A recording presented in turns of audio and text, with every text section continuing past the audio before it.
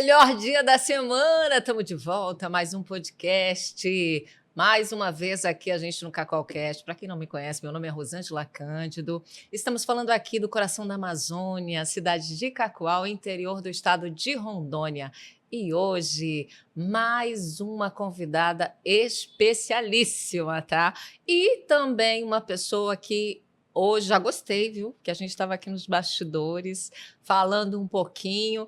E já vi que ela já defende nossa cidade. E a gente aqui tá meio bairrista hoje, viu? Hoje a gente recebe aqui para este episódio Tainana Nogueira. Vou até ler aqui, gente.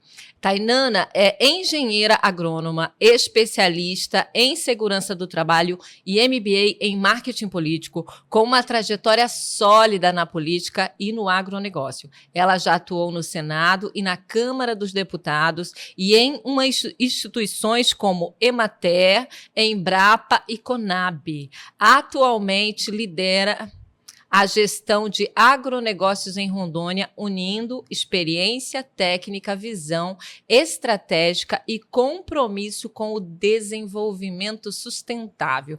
E no mais, eu vou deixar ela contar, né, gente? Porque o currículo aqui é longo. Tainana, muito bem-vinda ao nosso Cacaucast. Obrigada pelo convite. Boa tarde a todos que estão nos assistindo.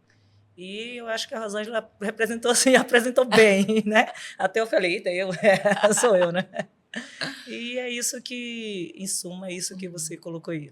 Eu sou engenheira agrônoma, mas trabalhei muito tempo na política também, sempre tentando voltar para esse lado agrônomo. Nos viés da vida lá, vim para Rondônia, já tem 5 anos que estou aqui em Cacoal. Em Cacoal comecei a trabalhar no agronegócio, especificamente hoje trabalho na Plantae Agronegócios, que é uma empresa de financiamento rural e de assistência técnica ao agrônomo, ao pecuarista e ao agricultor. Então, Tainana, aqui a gente tem eu sempre falo muito isso, assim, sabe? A gente não tem aquela coisa, a gente só fala com mulheres, mas eu confesso que eu gosto muito e, assim, gosto de aplaudir, admiro demais quando eu vejo, assim, uma mulher, né, empreendendo, fazendo sucesso, mas assim, uma mulher que também tem aí o pezinho no agro, eu acho assim muito, muito top, né? Porque assim, aqui nesse nosso nortão, né, é muito legal isso, porque é algo muito dominado por uma área muito masculina, né? Sabemos disso. E eu venho falando assim, a gente está tendo a honra de recepcionar aqui mulheres que está muito forte aí nessa questão do agro. E com você eu vou ter que falar um pouquinho mais ainda, porque você está aí com o pé tanto no agro quanto na política, né? Então eu só quero entender um pouco melhor esses mundos aí onde você acaba, pelo jeito, transitando tão bem. E também uma coisa que eu vi aí na tua trajetória é que você deve conhecer bem o nosso Brasil, né? Você já esteve aí uns 5 estados diferentes, é isso? Eu já morei em alguns locais. Eu morei em São Paulo, morei em Mato Grosso, Brasília, Goiás. Em Gurupá, Pará, eu gosto de falar em especial em Gurupá, Pará, que é um dos lugares que me deixou mais apaixonado, que eu morei na Ilha do Marajó. Aquela história toda lá dos piratas da ilha, né? 28 horas de balsa para chegar até onde eu morava. E assim, eu falo que foi a experiência mais fantástica da minha vida. Assim. Foi ali que eu coloquei todos os valores às minhas filhas. Eu sou mãe de 2. E eu aprendi muita coisa lá. Então, eu morei literalmente no coração da Amazônia. Então, literalmente, né? Porque eu amo falar isso, porque, assim, esta nossa região, principalmente quando a gente fala com pessoas que não são do Brasil, né? É aquilo que a gente, às vezes, não consegue valorizar o que temos, né? Porque quando eu converso com pessoas, às vezes, que não são brasileiras, e a gente fala onde que a gente está, né? Qual que é a nossa região, nossa, como que perguntam, como a paixão que eles falam da nossa Amazônia, né? E a gente aqui, a gente não tem essa mesma paixão, às vezes, né? Eu acredito que é aquilo que é muito visto, né? Você nasceu aqui, aí você é criado aqui, aí você meio que acostuma com aquilo. Quando você vem de fora, igual eu, quando eu chego, eu brinco assim, eu falo, gente, a Amazônia ela é riquíssima, ela é milionária, mas os estados ali que a gente tem, né, ela mais presente, é o local de você ficar milionário, porque são recursos naturais belíssimos, assim, e ainda não usados e não explorados, e são coisas que você sabe do direito, quem é de fora sabe que você tem o direito de fazer o uso daquilo, que você tem o direito de recorrer a alguns recursos do governo, e já entrando no lado da política, e as pessoas, às vezes, não têm essa informação. Então, assim, é uma coisa que deixa a desejar, eu acho que deixa bastante a desejar. Hoje, nós vemos aí, vamos falar para o lado da pecuária e da agricultura também, nós temos uma gama de coisas aí que trava os nossos pecuaristas, nossos agricultores, como dispensas e algumas legislações que são obsoletas, ao meu ver, e com um pouquinho de informação você consegue mudar o que os órgãos, né, os órgãos assim, meio que travam. Falando aí já em termos de exploração, em termos de financiamento rural, em termos dessas coisas, é só um pouquinho de conhecimento. Então, eu falo que, você sabe, você falou assim, como você transita entre a política e a agronomia. Assim, o que eu vejo na agronomia, às vezes eu vejo o pecuarista chegar com um problema bem grande, eu falo, não, mas espera aí, isso aqui não é bem só na agronomia. Isso aqui tem uma lei que foi dita tanto, tal, dia que a gente pode recorrer a ela. E acaba que casa as duas coisas muito bem e fica todo mundo, né, satisfeito. Ela fica bom para todo mundo e a gente consegue resolver os entraves aí, no caso de um financiamento rural, no caso de um desmatamento, no caso de uma terra embargada, que às vezes não é bem assim, o pecuarista lá, ele já comprou essa terra de outras pessoas, ele não sabe nem quem fez esse desmatamento. E aí você precisa entrar com a política aí, porque só o seu conhecimento como engenheiro agrônomo não vai resolver. É incrível, né? Mas é que eu acho que assim, né? Às vezes as pessoas elas têm até uma certa aversão à política, ou às vezes ela acha que é aquilo não vai, né? Não pertence a ela. Mas é incrível, né? Como qualquer profissão, qualquer ato, qualquer coisa está envolvido diretamente a política, né? E como nós brasileiros ainda não temos esta educação, né? Que a gente não tem nada que não esteja envolvido a política, né? Eu venho e falo muito do meu pai, o saudoso pai. Tudo que eu sou eu devo a ele e a minha mãe, mas Então eu aprendi bastante que com ele. eu queria saber melhor. Eu comecei falando, né, que eu vi que você morou em vários estados. Eu acho isso fantástico. E assim, mas você nasceu mesmo aonde? Eu nasci em Brasília. Eu sou nascida e criada em Brasília. Eu falo que eu sou cria de Brasília. Eu me formei em Brasília, fiz agronomia em Brasília. E aí, logo depois, eu fui morar em São Paulo, porque eu trabalhei numa multinacional em São Paulo. E aí, depois de 5, 6 anos, retornei a Brasília. Aí, depois que eu retornei a Brasília, eu comecei essa saga de morar em outros estados, porque meu marido, Banco do Brasil, precisava ser transferido épocas em épocas para outros estados. Aí eu fiz essa ciranda aí e vim parar em Rondônia. E aqui estou há 5 anos. E você falou do seu pai, no caso é Tainana Nogueira. Então, esse sobrenome aí vem do seu pai. É do meu pai, Marco Aurélio Nogueira. Meu pai trabalhou no Palácio do Planalto, acho que 43 anos. A gente brincava que entrava presidente, saía presidente, ninguém tirava ele, né? E aí ele me falava o seguinte, que era o que eu estava falando. Ele dizia assim, minha filha, o problema, ele é fácil, difícil é a solução. Então, é o que eu falo aqui, o problema ele é fácil, porque o problema, todo pecuarista tem um. Todo pecuarista está com uma terra embargada, uma documentação que não sai, isso daqui não fui eu, mas quem comprou, e vamos atrás de documento. Mas o teu pai ficou 43 anos no Planalto. Mas aí, assim, ele atuou nesse período em quais as áreas? Em várias áreas. Meu pai também era engenheiro agrônomo, ele já foi paisagista geral, depois como assessoria política também ele trabalhou, e por fim ele voltou a parte do paisagismo, porque aí ele já estava bem naquela, né, vamos aposentar, não vamos, e ele ficou mais 5 anos nessa parte de paisagismo geral da cidade de Brasília. Então, falo assim que ele fundou Brasília ali, ele trabalhou em época de Juscelino Kubitschek, eu tenho muito orgulho, aqueles balões belíssimos do aeroporto, das entrequadras, ali tem um pouquinho do dedo do meu pai também. Olha, que história! E eu aprendi a amar as duas coisas com ele. A agronomia, porque ele também era agrônomo, e aprendi a amar a política. Nossa, você replicou literalmente o seu pai, né? A agronomia e a política. Eu digo assim, em Brasília e os outros lugares o pessoal fala, tá chegando a Nogueirinha. Uma Nogueirinha mesmo. E aí, eu aprendi isso com ele e peguei essa paixão por ele. E aí, assim, voltando ao viés que você falou da política, as pessoas têm um receio, né? Mas, assim, todo mundo quer o bem do país, né? Eu sou brasileira e eu quero o bem do meu país e acredito que todos os políticos, e quero acreditar que todos queiram também. Então, assim, existem coisas que a gente precisa recorrer às armas que a gente tem, vamos dizer assim. E lei é para ser cumprida, mas algumas precisam ser revistas, né?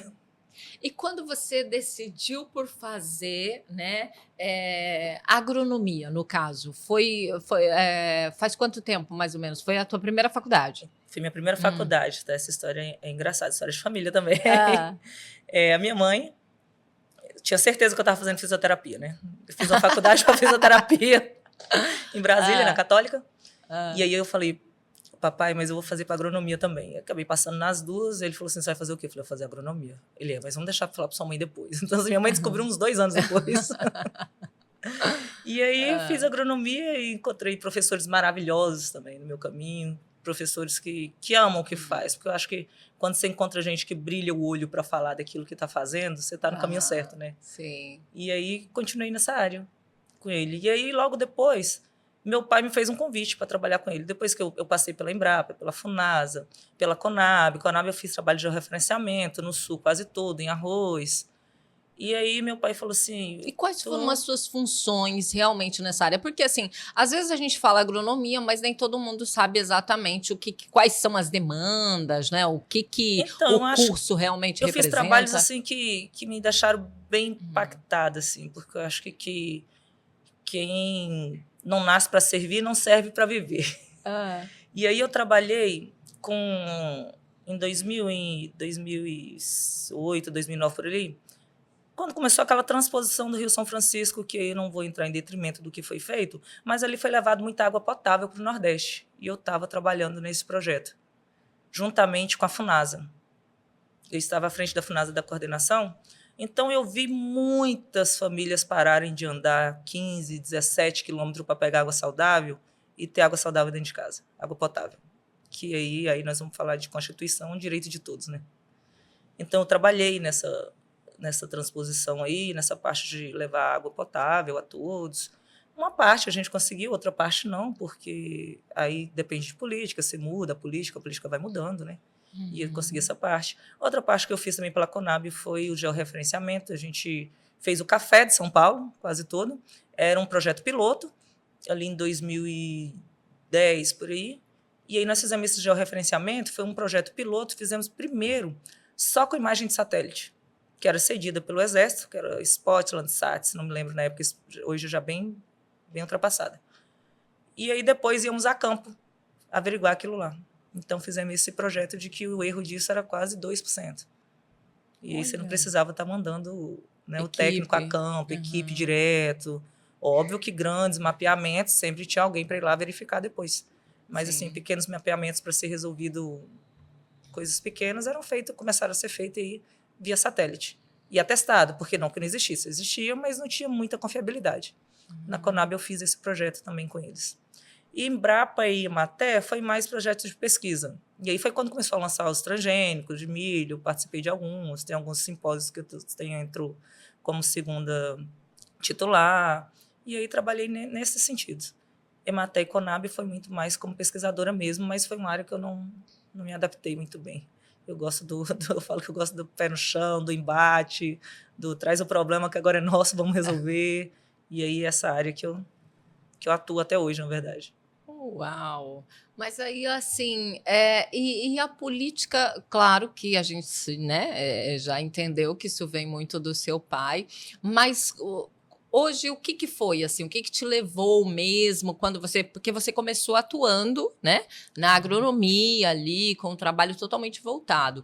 E aí, qual que foi essa vontade, essa necessidade aí desse mundo político? Então, o que aconteceu? Eu fui muito bem recebida, muito bem abraçada pelos pecuaristas, agricultores, suas famílias. Eu falo que eles tornam nossas famílias, assim, né?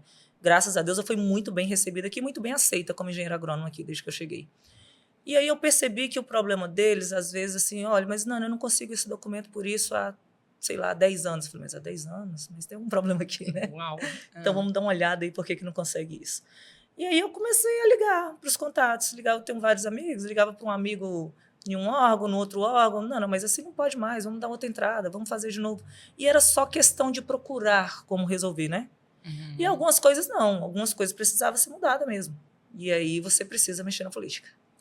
Aí você entendi. precisa ligar para Políticas o públicas secretário de direcionadas. Agricultura, ver como é que nós vamos resolver isso, para o diretor da SEDAM, para o presidente da Embrapa, da Imaté, da Embrapa, presidente do IBAMA, sabe? O responsável de georreferenciamento no IBAMA falou, isso não vale, isso não está coincidindo com o que eu estou olhando aqui nas imagens. Você consegue olhar aí comigo? Ah, consigo, mas a gente precisa para resolver esses problemas. Rondônia é um local que a política pública dela precisa ser estudada novamente, eu acredito. Porque foi um local que foi feito assim, foi muita terra ali na época. O INCRA veio aqui, fez essa distribuição de terra, né, a distribuição, e era muita gente. Não tem como você conseguir fazer 100% correto, tudo ali, no determinado tempo que eles fizeram, até onde eu sei. E aí hoje começa a vir os problemas. E aí quem comprou essa terra tem que resolver seus problemas. Igual embargo de terra, desmatamento, mas eu não desmatei, mas quem desmatou então? Aí fica aquele, né, aquele jogo de... E aí a política começa a entrar aí.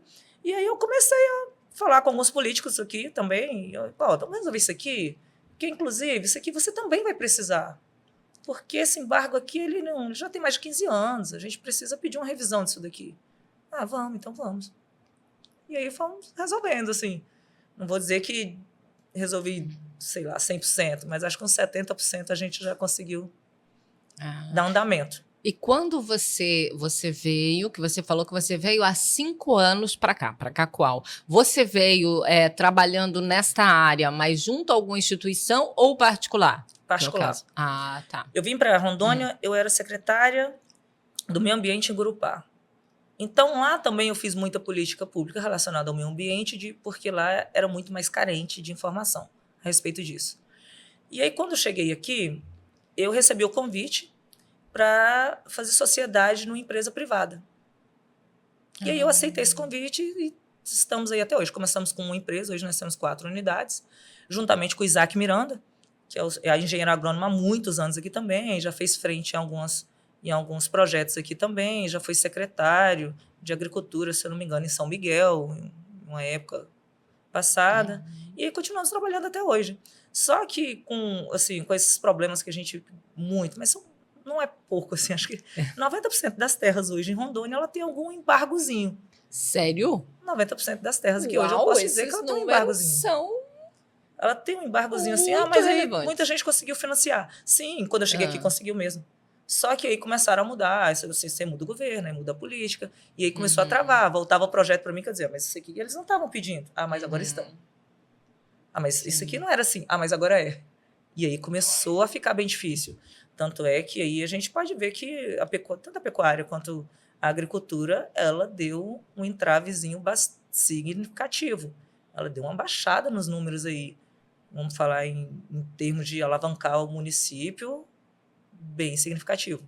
E eu não trouxe os números, assim, não posso falar com certeza, mas eu trabalhando frente a frente ali com os pecuaristas, com os agricultores, eu falo para eles que a gente chora e ri junto, né? A gente começa a chorar e termina rindo. Fala, ó, o bom é que o problema a gente já tem, agora a gente precisa ir atrás da solução, né? Sim, incrível. E aí, assim, são coisinhas que, assim, mas antes isso não travava, não. Eu precisei para você explicar, pecuarista. Ah, não, mas você fez isso para mim há 4 anos atrás. Fiz, realmente fiz, mas agora não faz mais. Agora a gente precisa resolver esse problema aqui primeiro. E aí, esse daí é a parte que eu falo das políticas públicas. E a parte que, assim, eu acredito que 90%, 100% talvez dos políticos de Rondônia querem resolver também, porque a agricultura e a pecuária é o que move o município. Total. É o que move o estado, na verdade. É um dos estados mais ricos que eu conheço. Eu assumo, assim, dos lugares que eu já morei, Rondônia e Pará são os estados mais ricos para a exploração de pecuária e agricultura. Mas a gente precisa deixar isso, né, ao pé da letra ali, da lei, né? A lei está pedindo, então vamos resolver. E para isso você não faz sem política. Quem faz nossas diretrizes...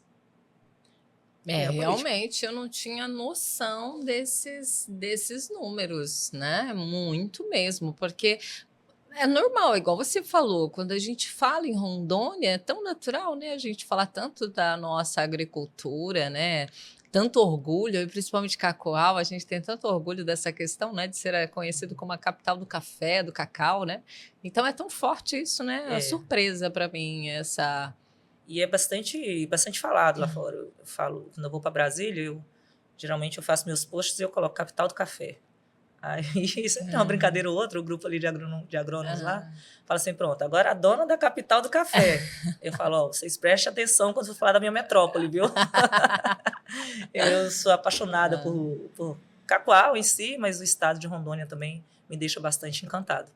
E aí nós temos, sim, esse viés aí que eu acho que precisa ter uma atenção maior, porque acaba que prejudica todo mundo, é uma cadeia, né? Você entende que é uma cadeia que prejudica todo mundo. A economia para de girar, o dinheiro para de aparecer, e aí quando você vai ver lá na ponta, tá quem? É quem, né? Quem sustenta o estado, o município, o país, que é a agricultura e a pecuária.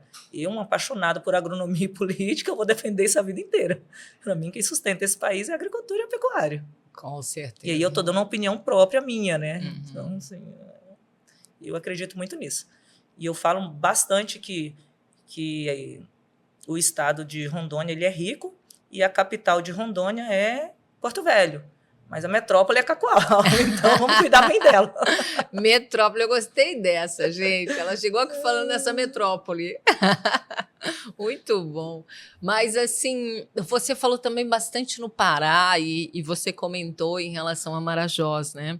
Eu, recentemente, assim, alguns meses atrás, eu conheci uma pessoa de lá, né? E tem um projeto social belíssimo lá, né? Acho que se chama Manos e Manas Marajoaras. Dos né? Marajoaras. É lindo aquele projeto, eu conheço. Gente, e ela foi me contando, né? E falando de alguns, né? Algumas realidades mesmo deles lá no local. Gente, que história, né? Que lugar é esse, Olha, né? A gente tem vários Brasis, né? Dentro do nosso Brasil. E ali é um local que eu, como pessoa, eu recomendo todo mundo aí conhecer. Mas eu não estou falando de Belém do Pará, que é maravilhoso também. Sim. Né? Ali a gente tem nosso folclore, do Vero-Peso e tal. Mas a Ilha do Marajó é uma coisa que eu falo, cara, isso aqui tem que ser escondido mesmo. Tem que ser escondido, porque é maravilhoso. Eu não tive tempo, assim, a gente marcou meio que rápido. Poderia ter trago algumas fotos de lá também para vocês verem, assim, como aquilo é maravilhoso, é paradisíaco. Lá tem uma praia chamada Praia de Porto de Mós. Você acha que está em Cancún. Você acha que está em Cancún. Uma areia de polvilho branca, uma água azul cristalina. Que maravilha. E você está dentro do coração da Amazônia. E aí lá teve... Aí, como assim, eu gosto muito de falar em agronomia e política, lá eu vi que os ribeirinhos, eles cuidavam muito da mata ciliar. Lá eles cuidam demais daquela floresta deles. E aí tem eu lembrei, essa cultura, né? Algo que aqui, de cuidar. Aqui, infelizmente, a gente não tem, né? Olha, de cuidar. Lá eu vou falar, esse negócio de eu vou pegar uma plantinha aqui para plantar em casa, lá dá briga, viu? Se tirar ali da parte da reserva deles. E aí, em frente à secretaria, eu lembrei que, conversando com um amigo no IBAMA, ele falou assim, você sabe que quem cuida de mata ciliar? Se for o Rio Amazonas, se for o Rio... Você sabe que tem direito a um cartão, Vale Verde, não sei o que. Tá, isso anos atrás. Aí, quando eu estava lá, eu falei, todo mundo aqui cuida dessa mata ciliar. Eu liguei para lá, no IBAMA. Olha, eu estou à frente aqui da secretaria, eu queria saber como isso funciona. Enfim, saí de lá deixando 100 famílias. Mata ciliar. É aquela matinha que acompanha o rio, né? Ah, tá. Então, tem não sabia que cada estado tem uma metragem ali que você não pode mexer naquilo dali para não ter degradação, não ter erosão. Sim. E lá eles levam isso muito a sério. E aí, desse jeito, vai para um, vai para outro, vai para política, vamos para o prefeito, desce prefeito, não deu certo, vamos lá no governador, em Helder, vamos. Enfim, consegui deixar algumas famílias com essa verba autorizada lá. Olha. E você estava lá morando? Morando ou não? lá. Eu morei lá 3 anos e meio. 3 anos e meio. Eu morei 3 anos e meio lá. Aí logo que saí de lá, vim para cá. Tá. Então você veio do Pará para Rondônia. Para Rondônia. E falei que ia ficar 1 ano e ir embora. Tem 5. 5. Olha, mas aqui você já viu, né? A história do velho ditado que a gente tem aqui, né? Bebeu água aqui do Rio Machado. Bebeu água do Rio Machado, veio embora, mas não. Mas e assim, Tainana, como a gente começou falando em relação à mulher, né, que eu acho tão legal, e infelizmente não temos muitas, né, mulheres nesta área, falando de agro, né, e nesse mundo aí que você apresentou, mas como que você vê? Qual o papel realmente da mulher, principalmente aqui na nossa região, assim? Então, o que eu vejo aqui em Rondônia, eu vejo muitas mulheres empreendedoras. E aí vamos falar de agro. Tem bastante. Tem bastante porque quando vou fazer vistoria, no caso, vou visitar um produtor, um pecuarista, a esposa dele trabalha junto com ele. Só que quem está à frente, quem sai para resolver as coisas é ele. Mas ela está lá também trabalhando. Sabe? Ela está lá tirando leite, ela está lá olhando o gado, ela está lá vendo se o gado foi vacinado, ela está ajudando a vacinar o gado. Mas assim, quem está à frente geralmente são os maridos. Aí vamos falar assim, vamos falar das engenheiras florestais, zootecnistas. Hoje eu tenho engenheiro agrônomo que trabalha comigo, zootecnista, conheço engenheiros florestais aqui também. E eu vou te falar, pode ser água do Rio Machado, mas são mulheres de bastante fibra, viu? São mulheres assim que sentam e resolvem e vamos estudar. E se eu não souber, eu vou ligar para outra pessoa e eu falo que eu dei a sorte de me cercar de pessoas que está muito na moda o tal do empoderamento, mas eu, como filha única de mulher, eu fui empoderada, né? E eu falo que eu adoro mulheres que defendem mulheres. Ah, também. Nossa. Eu amo mulher que defende mulher. E aí você fala assim para mim, mas infelizmente ela pode estar também errada. isso não é assim, cultural. Ela pode até ter algum erro aí, mas eu amo mulheres que defendem mulheres. E aí você falou de tudo, é cultural. Eu venho de um local, Brasília, onde mulheres sempre vão apoiar mulheres. Porque é um local maior, é um local onde a briga tem que ser mais severa. A briga que eu falo ali, do seu espaço, né? Sim. E aqui, tem que se unir, né? Tem que se unir.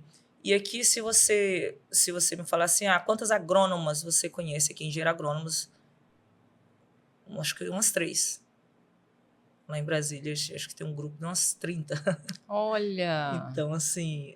Aqui, no caso, você fala o estado todo, umas 3? Não, aqui em Cacoal. Cacoal. Né? E assim, trabalhar diretamente, eu não trabalho diretamente com nenhuma delas, mas sei que tem. Sei que tem agrônomas, assim, belíssimas, maravilhosas, assim, na atuação, porque a gente vai fazer liberação, e aí a gente vê lá, fulano liberou. Sim. Então, assim, tem profissionais agrônomas também muito boas em Cacoal. Agora, o estado inteiro deve ter muito mais, porque uma das coisas também que eu falo de Rondônia, que eu acho maravilhoso, é a possibilidade e a facilidade de estudar. Que quem é daqui, eu acho que não... Aí a gente volta àquela coisa, né? Quem é da cidade, não... Eu acho a facilidade de uma unir dessa para fazer agronomia, você conseguir estudar à noite, trabalhar o dia inteiro. Eu não tive essa oportunidade, graças a Deus eu tive condições de estudar durante o dia, senão eu não teria feito agronomia. Porque na minha época, eu formei em 2004, não existia agronomia noturna. Eu estudava o dia inteiro. Eu entrava na faculdade às 8 da manhã, saía às 17.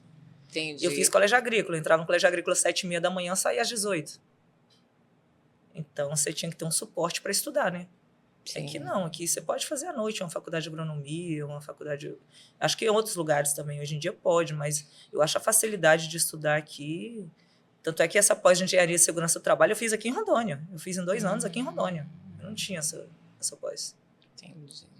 Mas assim, quais são, digamos assim, os principais desafios e oportunidades que você vê nesta área aqui? Voltado para a mulher ou voltado para o... No geral. Então, os principais desafios que eu vejo hoje para a agronomia aqui no estado de Rondônia realmente são as políticas públicas. Né? E aí, quando eu falo de políticas públicas, eu venho dizendo exatamente de todas esses embargos que vêm acontecendo. Né? Foi um desmatamento, foi uma queimada, foi em 2005, foi em 2008, mas tinha uma lei tal, mas não tem. E aí, quando você manda essa documentação para o banco, porque o pecuarista, o agricultor, ele precisa de um suporte, de um aporte ali, porque ele, como ele vai plantar, né? Como ele vai plantar, como ele vai comprar o gado dele, como ele vai repor o rebanho dele, sem esse aporte financeiro. E aí o banco te devolve essa documentação dizendo assim, eu não posso emprestar para o seu cliente porque ele tem um desmatamento de 2008, 2009. Mas você fala que a gente precisa aqui, né, com relação a políticas públicas, né, que é algo que precisa. Mas você conseguiria, tipo assim, destacar 3 que você acha assim as principais que deveria ser trabalhada nesse setor? As 3 principais políticas públicas assim que teria que dar uma atenção? As 3? Em relação à agronomia, eu continuo batendo aí nesses embargos que são feitos. Né? E aí, a liberação da documentação do INCRA. A maioria das terras daqui foram cedidas pelo INCRA, e aí o INCRA veio, fez a notificação e fez a medição de terra. Né? Na época, fez o CA, que a nossa legislação já está mudando, agora tem que ter o georreferenciamento, não é só o CA. A maioria deles não tem. Então, assim, acho que a liberação de documentação do INCRA, de quando foi feita a divisão dessas terras, é de suma importância. Entendi. É uma das coisas de suma importância. Aí vamos falar das liberações de... mas hoje, assim, eu não sei se você está a par, mas eu vou exemplificar aqui Nana, eu preciso mandar 40 vacas para o frigorífico. E aí eu começo a fazer essa documentação. Aí eu vejo que onde está localizado o curral dele está embargado, porque teve um desmatamento lá perto. E ele ainda não foi notificado, mas já está no sistema. Aí eu não consigo mandar o frigorífico não aceita esse gado. Gente. Porque a terra está embargada. Não tinha conhecimento. E aí? E aí eu aviso, né, para o pecuarista, essa terra só está embargada. Sorte que a maioria deles não tem um curral, tem mais de um curral. E aí eu estou falando ali do médio produtor, do pequeno e o médio produtor. Porque quando a gente fala em grande produtor, ele tem uma equipe atrás dele. Né? Ele tem um agrônomo que trabalha só para isso, ele tem uma equipe jurídica que está ali trabalhando só para isso. Então, dificilmente ele vai ter um tipo de problema desse. Mas o pequeno e o médio produtor, ele não tem. E às vezes chega a notificação para ele, ele entra no escritório sem saber o que fazer, não sabe nem por que saiu a notificação. Então, na verdade, também falta muito informação. A maneira como essa informação chega até ele. E às vezes até para gente, que eu vejo bastante lá, aí você liga num órgão competente, não é com a gente, liga no outro, não é comigo também. Não, até você achar onde está a raiz do problema, já passou ali uns 90 dias, e aí já entra em um outro viés, a oscilação do preço do gado, como tá, sobe e desce, sobe e desce. Aí esse pecuarista ele já perdeu ali na arroba do gado, ou ele já gastou muito mais mantendo aquele gado lá para você conseguir mandar esse gado para um frigorífico, ou trocar esse gado para uma outra propriedade dele que não tenha problema. Tudo isso gera ônus, né? Tudo isso cada mercado com seu desafio. E é engraçado, né? Como quando a gente não é do meio, não é do mercado, a gente não tem a menor ideia, né? Não... E assim, se eu for ficar falando aqui, você vai falar assim, olha, você vai ter que achar a solução, que você chegou falando que o problema a gente já tem. Vamos para a solução. É muita coisa que às vezes eu paro e olho assim para o produtor e falo, quer um café? Porque dentro de mim eu também estou ali borbulhando, falando como que vai resolver isso agora, né? E aí você liga, pede ajuda, pede ajuda a outros amigos, engenheiros, você liga no órgão competente, fala, mas isso daqui é o que mesmo, assim? Aí, às vezes até o órgão fala para você assim, vou dar uma olhada no que é e entra em contato com você. E aí, para você ter a solução, você tem que saber a raiz do problema. E eu falo, você falou 3 viés aí, um outro viés que eu acho bastante interessante é saber a raiz do problema. Porque, às vezes, o pecuarista ali, ele é mutado, ele está embargado, ele não consegue resolver um CCIR, um ITR, ele não consegue tirar uma escritura de uma terra. E você não sacou o problema também. Você liga no INCRA, estamos em análise, mas uma análise de 2, 3, 4 anos. Então, vamos rever essas políticas aí, né? Entendi. Muita coisa a ser feita, né? Muita coisa mesmo. Uau! Mas, Nana, e como que você, no caso, vê em relação com a experiência, né? Principalmente que você... Hoje, eu acredito que para as pessoas que você atende, essa expertise de você ter passado por vários estados, visto realidades tão diferentes, né? Isso te deu uma bagagem muito legal. Mas, assim, hoje, igual a gente falou, tanto aqui no coração da Amazônia, como que você vê para a gente ter um equilíbrio entre essa questão da economia e também da preservação? Como é que você vê isso? Então, eu vou contar uma historinha breve existe, aqui, né, esse dessa equilíbrio. Preservação, que a gente fala assim, eu escuto muito falar assim, mas o pecuarista também ele quer acabar com tudo. Eu, certa vez, um tempo desse atrás, aí um senhor de uns 68 anos, eu acho. Pecuarista há anos, grande pecuarista.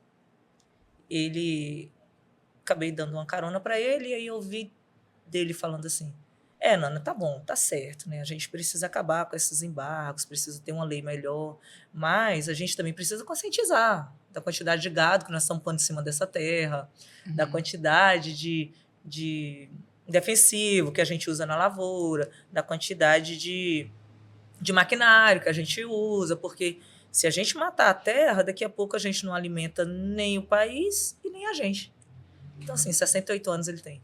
E eu vejo que isso tem mudado bastante. Eu vejo que isso tem mudado muito, porque existe uma coisa chamada apacentamento, é a quantidade de gado que aquela terra suporta. E antigamente, assim, há 5 anos, quando eu vim para cá, eu vi alguns pecuaristas falando, mas põe mais um pouquinho, põe mais um pouquinho. Hoje você não ouve mais isso. Porque ele sabe que ele está acabando com o pasto dele, com o solo dele, com a terra dele. E aquilo ali, geralmente, aqui é muito familiar, que ele vai deixar para os filhos, que quer deixar para os netos.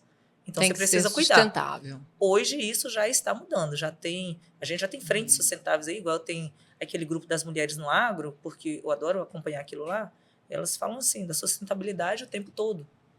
E hoje você já vê, assim, hoje eu acho que 60% 70% dos pecuaristas, e aí eu estou falando do público que eu trabalho, sim, eles já têm essa noção da sustentabilidade, porque não adianta você tentar extrair tudo que tem ali agora, porque daqui a 15, 20 anos você não vai conseguir tirar nada dali. Entendi. Então, hoje já tem esse cuidado de fazer o manejo, de fazer, né, a rotação de cultura, de fazer ali os piquetes, né?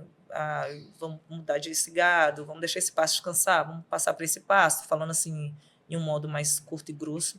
Hoje eu já vejo bastante pecuarista e na lavoura eu já vejo bastante eles fazendo ali a rotação de cultura para devolver para o solo aquilo que foi retirado. Então, você já vê realmente esse movimento para existir esse equilíbrio. Bastante, já tem bastante. Mas também é uma área que precisa ser batida, assim, mais a fundo, né? Porque, às vezes, a falta de informação. Às vezes, não é o cara está acabando com a terra, às vezes é a falta de informação mesmo. Entendi. E, Nana, assim, olhando aí para a sua trajetória, né? Quais desses projetos e tudo isso que você esteve envolvida até o momento aqui nessa tua trajetória que te trouxe assim mais orgulho? Então, aqui em Rondônia, desde que eu cheguei, eu trabalho com financiamento rural em si. E eu falo que eu sou apaixonada em transformar vidas. Então, assim, eu cheguei numa cidade pequena chamada Ministro Andreasa e lá eu conheci pecuaristas que viraram grandes amigos, que eu me lembro que um falou assim para mim uma vez, mas eu precisava de um financiamento para comprar 500 boi hoje, daqui a tantos anos. Ele fez um cálculo assim na cabeça dele, eu fiquei olhando e falei, cara, esse cara ele deve ter estudado no mínimo 20 anos a mais que eu, assim, porque ele estava corretíssimo no que ele estava falando. Mas aí eu não consigo, porque justamente a falta de informação, ele não tinha a documentação necessária, não tinha esse suporte que o grande pecuarista tem, porque ele tem um apoio ali atrás dele resolvendo isso tudo. Sim. E aí foi isso que eu comecei a fazer, justamente com o Isaac Miranda também, que é o agrônomo que trabalha na região há anos, mais do que eu, porque ele é nascido e criado aqui, se eu não me engano, em Rondônia. E aí a gente começou a mudar vidas. Hoje a gente, acho que de 80% dos nossos clientes, que seriam ali pequenos produtores, eles são de médio a grandes produtores. E de coisas que eles talvez achassem que fosse longe demais para eles. E era só informação. Não, você tem capacidade para isso. Você tem capacidade, você tem terra, você tem documentação. Você tem experiência, porque eu falo que a experiência, hoje em dia, ela vale mais do que um diploma. E aí, quando você fala assim, mas você estudou isso, estudou aquilo e aquilo outro, não é 20% do que eu aprendi andando de estado em estado. E eu falo que não é 5% do que eu aprendi vendo meus avós e meus pais fazerem. Eu acho que esse é o maior aprendizado.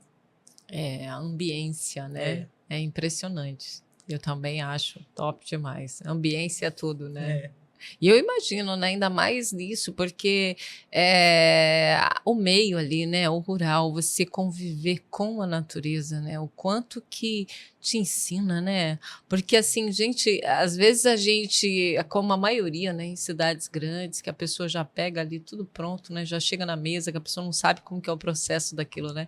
Uma pessoa que acompanha de verdade uma plantação, né, aquele lance ali desde a semente até aquilo no final, gente, aquilo é um maior aprendizado, né? É realmente uma lição, né? Eu tava dia desse no aeroporto, e aí tinha uma menininha, acho que vindo de São Paulo, que era desses voos vindo de São Paulo com a mãe, e aí tem uma plantação de café lá na frente, né? Uma lavoura de café.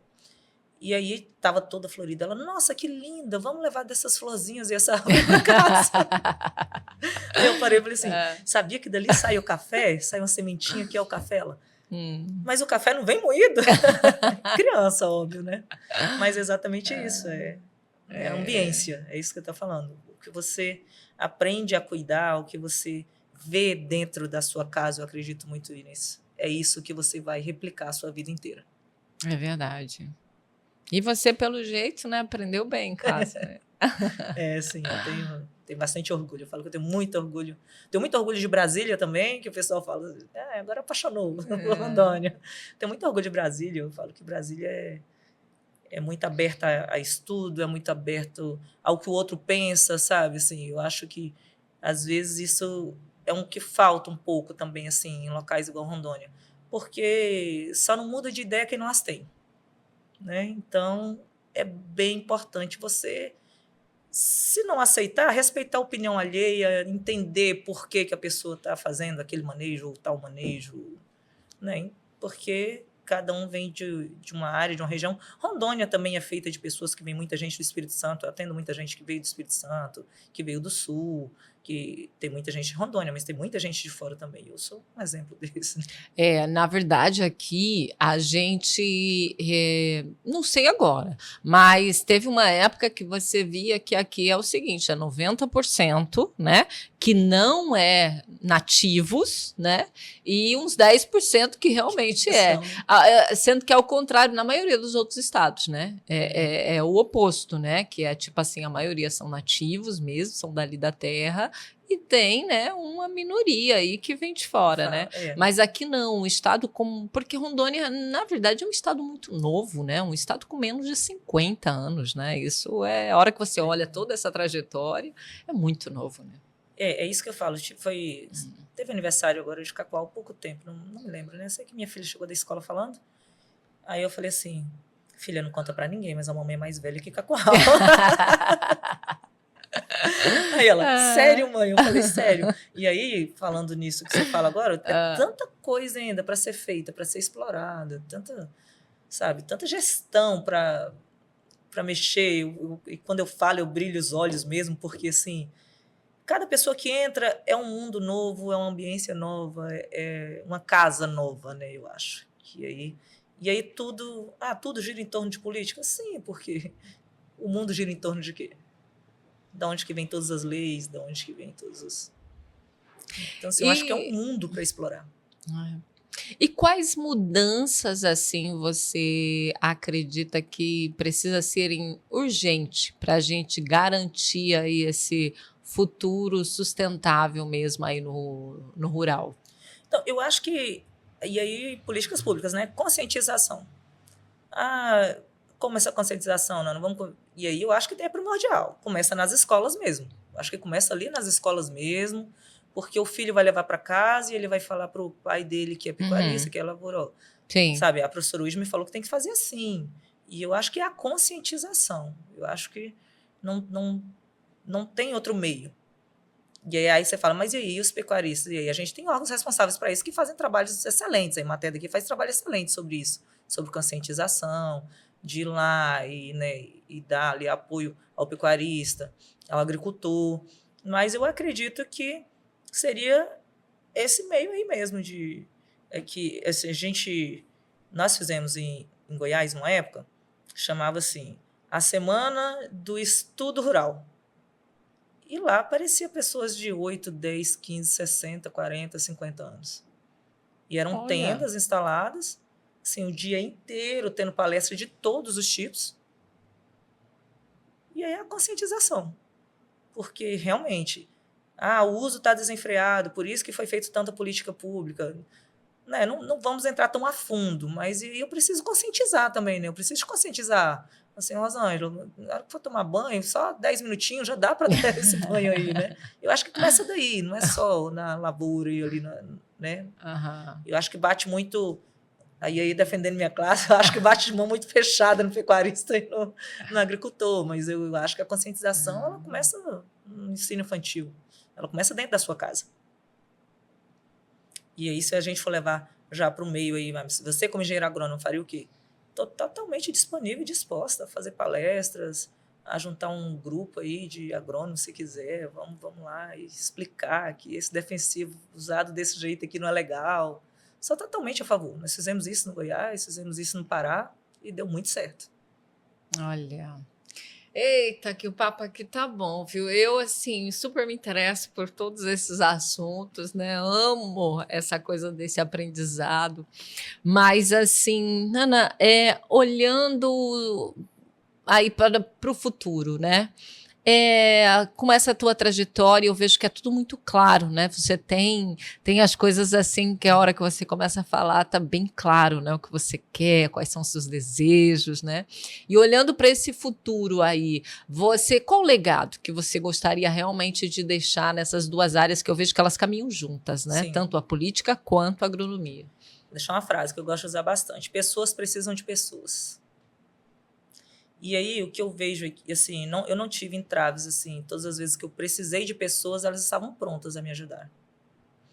E, às vezes, é a falta de conhecimento só, de chegar para você e falar: Rosângela, assim, nós vamos resolver o seu rebanho aí, mas a partir de hoje nós vamos fazer dessa forma. E eu nunca tive barreira para não vou, não quero, não posso. Óbvio que toda mudança precisa de um tempo para acontecer, mas ela vai acontecendo lentamente. E aí eu me sinto muito satisfeita, assim, muito bem realizada aqui em Rondônia, olhando hoje o público ali que eu atendo, olhando, assim, há 5 anos atrás, o que eu vejo hoje neles, a satisfação, mesmo que você fale, mas aí a gente teve um problema de uma baixa de gado, e mesmo assim são pessoas que estão satisfeitas, são pessoas que praticamente dobraram seus patrimônios, e vive disso, e estão ensinando os filhos estão fazendo veterinário, estão fazendo agronomia, eu fico assim, maravilhosa, maravilhada, quando eu chego numa fazenda dessa e pergunto, cadê, eu falo, tem maneira de falar crianças, né? Cadê minhas crianças? Estão na faculdade. Nossa, isso para mim porque eu venho dessa cultura aí, dessa cultura de vamos com essa molecada para estudar. Porque aí você vai mudar essa conscientização aí que fala, nós estamos na Amazônia, temos que preservar isso daqui. É só o estudo. É só isso, é só desse jeito que você vai conseguir mudar. E, óbvio, novamente, mexendo aí nas políticas públicas. Eu acho que assim vai conseguir mudar. Mas, assim, na minha trajetória de Rondônia, eu sou hiper realizada e feliz. Porque eu vi grandes pecuaristas, assim, grandes pecuaristas que eu falo, pessoas que trabalham, sabe, antes do sol sair, tá acordado, não tem hora para dormir, não tem hora para... E aí você chega e ajuda essas pessoas a alavancar o patrimônio, a entender melhor o que está fazendo, talvez mudar aquele manejo para ter uma melhoria, e eles serem gratos ainda de você estar fazendo, eu estou fazendo o meu trabalho, eu estou fazendo o que me faz feliz, assim. Então, quando as pessoas falam assim, você trabalha? Eu falo, não, eu me divirto. Eu estou fazendo o que me faz feliz. É muito bom, né? A gente trabalha com o que gosta, é uma benção, literalmente, né? Mas, assim, como você atuou em estados diferentes, você consegue ver que esse desafio aqui para Rondônia, ele acaba sendo maior do que outros lugares ou tem outros... Como que você enxerga sobre Rondônia, isso? o que eu posso falar? Lá no Pará, eu trabalhei diretamente com essa mudança política aí e do município, porque eu era secretária lá do meio ambiente. Então, lá eu pude falar, a partir de hoje nós vamos fazer, eu preciso do CAR. E aí a prefeita, mas aí precisa de uma ordem lá em Belém. Aí eu voava de monomotor, passava o Amazonas inteiro de monomotor. E voltava para Belém umas 2 vezes por dia de monomotor. E chegava lá e dizia, olha, eu preciso fazer isso assim, assim, assim, assim, assim. Então vamos protocolar? Vamos. E aconteceu, e foi acontecendo. Toda mudança precisa de tempo. Mas eu fiquei lá 3 anos e deu tempo de mudar muita coisa. E o melhor não é isso, o melhor é que o legado continuou. Porque o pessoal que entrou pegou ali pegou o caminho das pedras e continuou andando. Lá hoje, assim, de vez em quando eu ligo para falar, prefeito atual, secretário atual. E eu lembro que o primeiro CAR, que foi feito lá, e o CA é uma das ferramentas primordiais de terra. Foi quando eu assumi, e um senhorzinho de 86 anos, eu tirei uma foto com ele, e aí ele falou assim, agora eu sei dizer o tamanho exato da minha propriedade. Eu achei que eu nunca ia saber. Então, assim, políticas públicas, coisa, não vou dizer que é banal, mas uma coisa pequena, né? É só procurar e fazer. Em Rondônia, eu não trabalhei diretamente sobre políticas públicas ainda, tá? Ainda porque eu já tô mexida com isso daí. De resolver, de procurar e mesmo... Os órgãos eu tenho livre acesso, eu conheço bastante pessoas e pessoas interessadas também em resolver, mas aí você precisa realmente entrar na política. E aí você precisa chegar um secretário aí da agricultura e falar, isso daqui a gente precisa resolver. Você fala bastante nessa questão da política pública. A tua pretensão é mais atuar, como você já fez ali nessa questão secretária e tal, ou realmente um cargo público, um cargo político? Você tem essa pretensão? Não tem pretensão de cargo político, que em Rondônia eu descobri, assim, eu falo que eu me descobri em Rondônia, mas eu também não guardo conhecimento. Não guardo conhecimento. Qualquer um que tenha cargo político e que fala, eu ouvi e vi que você tem umas ideias. A gente pode tomar um café que eu te passo todas elas e todo o caminho de seguir. Mas também eu não vou dizer não. Estou aberta. Estou aqui. Eu quero resolver. Quero resolver. Eu já passei em alguns lugares onde eu consegui resolver né, o estado de Rondônia ele é gigante. Ele é gigante, ele é rico, ele é riquíssimo. Só precisa de pessoas de boa intenção, né? Boa intenção para resolver. Precisa de pessoas que ajudem pessoas. Maravilha. Olha, Nana, eu ficaria aqui muito mais tempo, tá? Mas assim, incrível, né? Já se passou aí, né, Max? Já estamos aqui 1 hora, nosso papo? Que maravilha! Papo bom é assim. Mas, Nana, espero realmente, porque a gente aqui sempre gosta de deixar esse gostinho de quero mais, e com certeza esse nosso papo vai ter isso, porque assim, tem tantos detalhes aí, né, que a gente poderia entrar, porque é um assunto tão rico, né?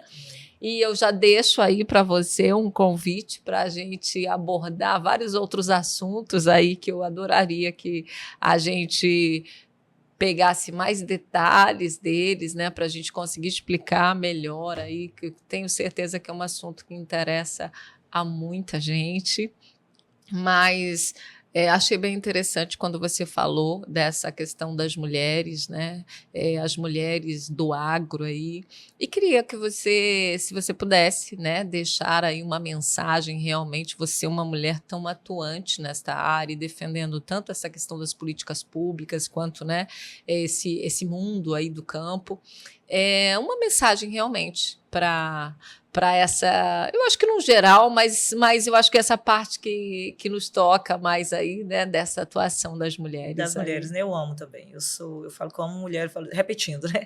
Eu adoro mulheres que defendem mulheres. E aí, assim, o que eu tenho a dizer é que a mulher ela tem mais facilidade de amar aquilo que ela faz. E quando você ama aquilo que você faz, você não vê muita barreira. Eu tive algumas barreiras, mas eu não as vi. Eu fingi que elas não existiam. Porque o meu amor pela agronomia, o meu amor por resolver, o meu amor por tentar entender o problema daquele pecuarista, daquele agricultor, daquela família que estava ali precisando, foi bem maior do que os olhos que me cercavam. Então, quando você faz isso, não tem erro. Não tem erro. Se você faz com amor, se você sabe o que faz, e a agronomia ela é apaixonante. Ela, desde plantar uma orquídeazinha, desde plantar uma margarida, desde ver um bezerro nascer, eu falo que ela é apaixonante para mim. E eu tenho certeza que para todas as mulheres que estão no agro. Porque é uma lida fantástica. É muito gostoso, né? Mas você tem que saber o que faz. Então, assim, eu acredito que se você fizer com amor, você não vai dar importância aos olhos que te cercam. Gente, tá aí, olha que honra. Muito obrigada, viu, Tainara? Muito obrigada mesmo. Tainana. Eu falei Tainá. Tainana, muito obrigada, viu? Foi uma honra de verdade recebê-la aqui hoje. dividir, né, e compartilhar esse conhecimento aí. Depois gostaria de pegar certinho onde que as pessoas te encontram, né? Aí nas redes, aí a gente vai deixar depois a gente pegar os seus contatos certinho, porque eu vejo que você tem muito mesmo a contribuir e gratidão, viu, por esta contribuição hoje aqui no Cacaucast. Eu que agradeço, Rosângela. Eu adorei o espaço, adorei estar assim livre para falar. Sabe, eu amo falar, às vezes a gente fica até cheio, assim, né? Porque eu falo, gente, mas as pessoas precisam saber realmente o que acontece, porque se eu não sei do seu problema, eu não consigo resolvê-lo, né? E aí fica difícil, talvez o problema seja esse. Mas eu quero agradecer a oportunidade, quero agradecer a vocês, eu quero agradecer ao estúdio, a tudo que envolve esse podcast e dizer que vocês estão de parabéns também. Você, principalmente. Eu adoro conhecer mulheres como você. Eu também, viu? A recíproca com certeza é verdadeira. E, gente, a gente vai ficando por aqui. Foi mais um Cacaucast. Espero vocês no próximo. Beijo no coração de todos.